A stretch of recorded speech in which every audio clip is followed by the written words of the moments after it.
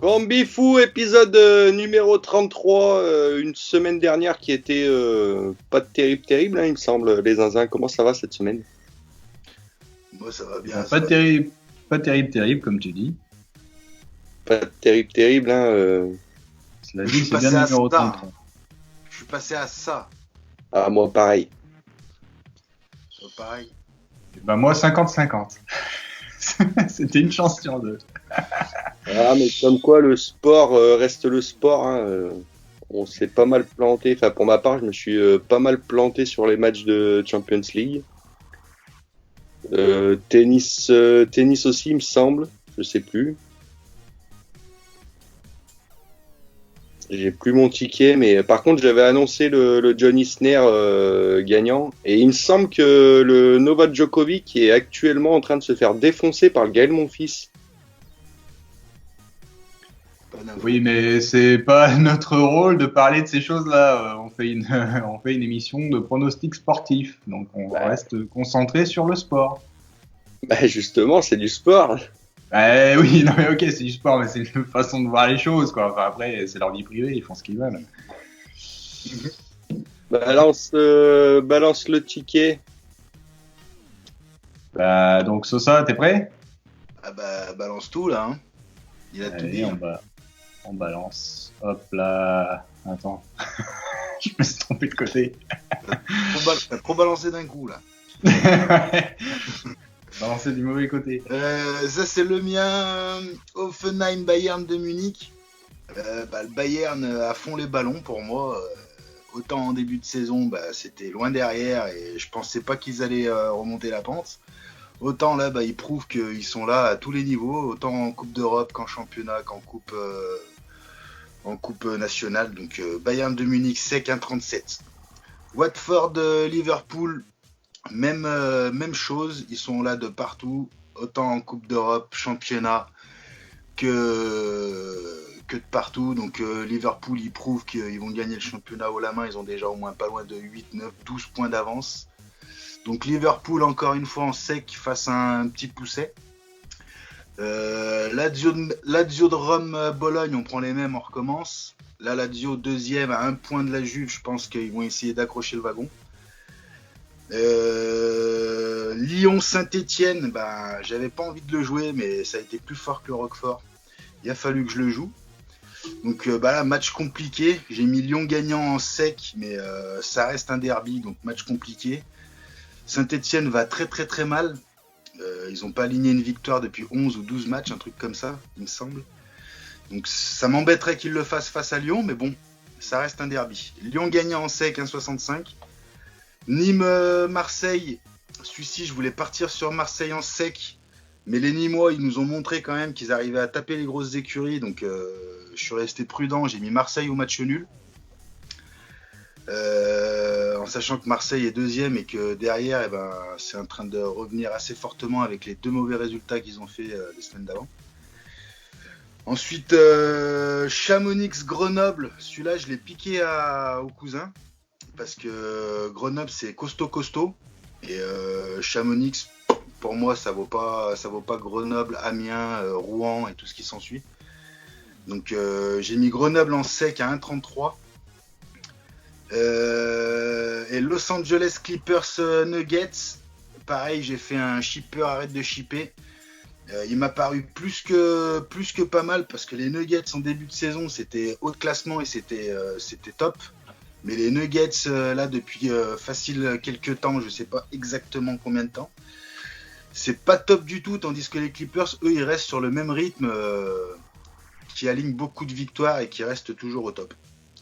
Donc je pars sur Clippers gagnant à 1,42. Après j'ai joué... non, c'est pas sur celui-ci. Donc voilà, code total 12,28. J'ai mis une grosse mise, donc j'ai quand même une grosse... comment on peut dire ça ? Confiance. Une grosse conviction, ouais. La confiance, elle viendra après quand il y en aura 3 ou 4 qui seront passés. J'ai quand même une grosse conviction là-dessus. Après, voilà, faire jouer le cash-out pour au moins Lyon-Saint-Etienne, parce que ça va se jouer dimanche, ça peut être pas mal. Ok. mise 8, gain potentiel 107,24. Gros respect, là. Gros reste. Petit Cela égo. dit, les Chamonix, c'est vachement bon, hein, vous êtes d'accord? Ah, c'est pas à la hauteur des 3 que j'ai annoncés en tout cas. Ok. Bah, Qu'est-ce faut que aimer tu la fleur d'oranger, quoi. C'est vachement bon, les Chamonix, mais j'aime bien.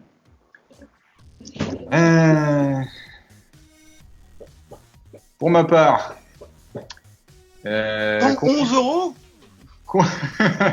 Combifou, Dans 11, bah, Combifou préparé en 2 secondes parce que j'ai pas eu le temps, parce que ça a été un peu chaud patate, donc j'ai fait n'importe quoi.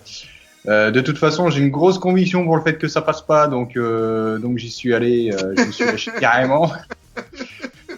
Donc j'ai mis les Flyers contre les Rangers en sec, à 1,88. Si tant qu'à faire, autant avoir une grosse cote. Hein. Les Golden Knights contre les Sabres. Les Sabres, ils sont très très bas ces temps-ci, donc j'ai mis les Golden Knights en sec à 1,54. Les Ottawa Senators contre les Red Wings. Je les aime bien, les Ottawa Senators, même s'ils sont pratiquement les derniers. Et ils sont tout à fait capables de les péter chez eux à domicile. Donc en sec, cote à 1,96, donc c'est vraiment de la grosse cote. Les Bars Kazan contre Nizhnekamsk. En sec, cote à 1,43. Et pour le fun, j'ai mis Saint-Pétersbourg contre Vitias en sec à 1,31. Est-ce que tu peux réénoncer l'équipe du match d'avant, s'il te plaît? Vous savez lire. J'ai pas compris. Vous savez lire. Donc du coup, c'est pour ça que je suis resté sur une mise à 10 centimes parce que j'ai vraiment pas envie de faire fondre ma cagnotte comme ça si j'ai pas le temps d'étudier mes matchs. Une cote à 10,63, un gain potentiel de 1,11. Là, j'ai envie de dire gros respect ou gros gain? Grosse cote peut-être. Moi, j'ai rien envie de dire, moi. Toi, t'as envie de dire poule mouillée.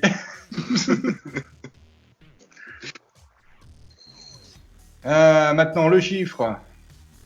Qui a un facochère très musclé sur son ticket. T'as mis PSG Dijon à 1,11. Je vois pas l'intérêt, mais vas-y, c'est quelque chose à dire. Bah, belle cote.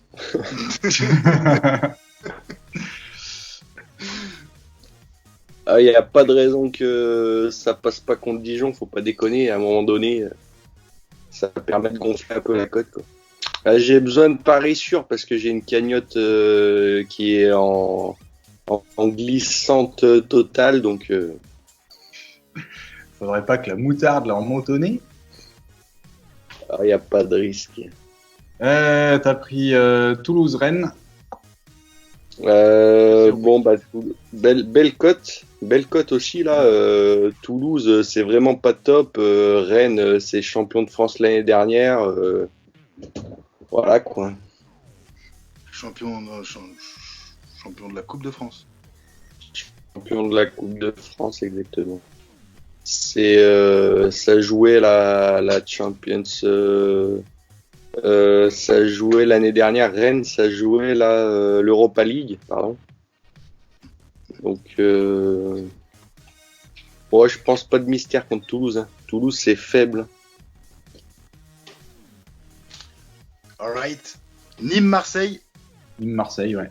Marseille, alors moi j'avais un peu le même match que toi. Cela dit, moi j'ai confiance en Marseille en gagnant sec. Quoi. Donc Marseille sec, belle cote aussi, de 2 et quelques. Trop belle cote d'ailleurs pour que ça passe. 2,32. Nadal Dimitrov. Et Là, par contre, il y a débat là. Vas-y, annonce, et après il y a débat. Oui. Ouais, j'ai envie de poser une question, ouais, justement. Alors, Nadal Dimitrov, bah, c'est simple.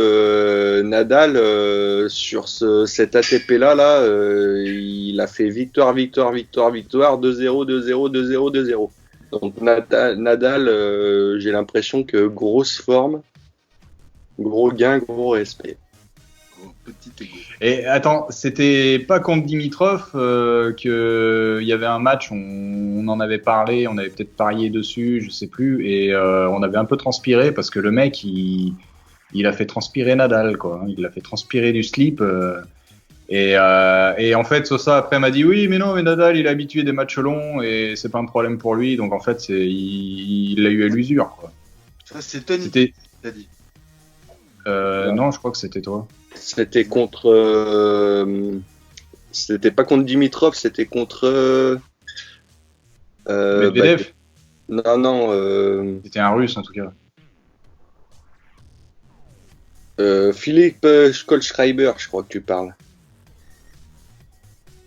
Je suis pas sûr. Moi, pour moi, c'était soit Dimitrov, soit Medvedev, ou c'était un jeune. Attends, bouge pas, je vais continuer de parler. Je vais regarder la tronche du gars. Ça devrait me dire quelque chose. Ben, ça y est, j'ai fini, je crois. Je sais pas si j'ai d'autres matchs. Non. C'est quel ATP C'est Acapulco. C'est Acapulco.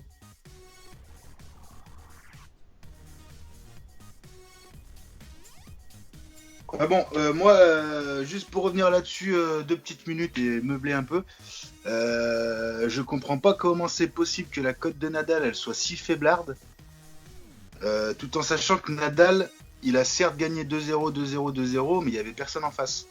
Donc il a joué un Congolais moitié japonais, moitié congolais, moitié coréen, Kwon là. Après il a joué Kekmanovic et il a joué Pablo Andujar. Donc Pablo Andujar c'est un joueur de terre battue et il est horrible sur dur. Donc pour moi c'est normal qu'il ait gagné les trois. Par contre Dimitrov il a joué Stan Wawrinka qui l'a pété en 2-7 aussi. Il a joué Adrien Manarino qui l'a pété 2-1 et il a joué Damir Dzumhur. Donc c'est tous des joueurs qui sont dans le top 20. Donc je trouve ça hallucinant en fait que si la cote à Nadal elle est à 1,11, je serais curieux de savoir celle de Dimitrov à combien elle est. Bah, C'est- 6. À combien 6. Ah, je crois, ouais. C'est hallucinant. Moi, je pense que. Après, t'as bien fait de le mettre. Hein. Il est favori, il est favori. Mais perso, sur un petit ticket fun, je le tends très bien le Dimitrov parce que c'est du dur. C'est même pas de la terre battue à Acapulco. Hein. Ah, c'est possible. Je trouve ça complètement dingo, moi. C'est Medvedev, les gars. Je vois la tronche du mec, c'est ce qui me semble. Et c'était l'US Open. Et il y a eu 2-3. Le match a été vachement long. Il y a eu 5-7. Pas de conneries. Ah oui. Et c'est Daniil Medvedev. Donc je confonds Medvedev, Dimitrov. Bon. Du coup, t'as un résultat de cagnotte. Ah oui, alors du coup, je repasse en première position grâce à mon accès de prudence. Non, grâce Donc, à ma folie et à mon courage. Ouais, aussi. Alors, Sosa, il est à 45,83. Moi, je suis à 49,67. Et Tony, et le chiffre, tu es à 33. Rigole, Ouais. quand on va tripler, tu seras toujours à tes 50 balles. Ah, c'est possible, c'est le jeu, j'ai envie de dire. Mais c'est tout à fait possible. Après, il est possible, comme tu disais, que moi j'arrive à la fin de l'année juste parce que j'y suis allé de 10 centimes en 10 centimes, tu vois, droit sur les freins. À savoir qu'à la deuxième émission, il me semble, j'ai failli faire passer un ticket à 130 balles. À un match près, quoi. Oui, mais c'est toujours pareil. Failli faire passer, c'est pas. Fallait cash-outer, mon gars. Fallait cash out. Okay. Quand tu vois que t'en as 6 ou 7, tu cash out, quoi. Tu prends les bifetons. C'est ce que je te l'ai dit combien de fois, ça. Oui, tout à fait. Du coup, on se retrouve la semaine prochaine pour voir les résultats. Évidemment. Je vous garantis que si mon ticket y passe, déjà je paye le champagne à tous nos abonnés. Là. Ouais, tu m'étonnes, 111 €. Hein. J'espère qu'il y aura pas, il y aura pas 2000 abonnés d'ici là. Bon, à la semaine On prochaine. en a 5 de plus du coup d'un seul coup. Non, je plaisante. Donne la marque, peut-être que ça va encore. La marque du champagne, ça va être Champomy. Un mouette, mouette chandon, un truc comme ça, là. Je sais plus comment ça s'appelle. Envoie l'amateur.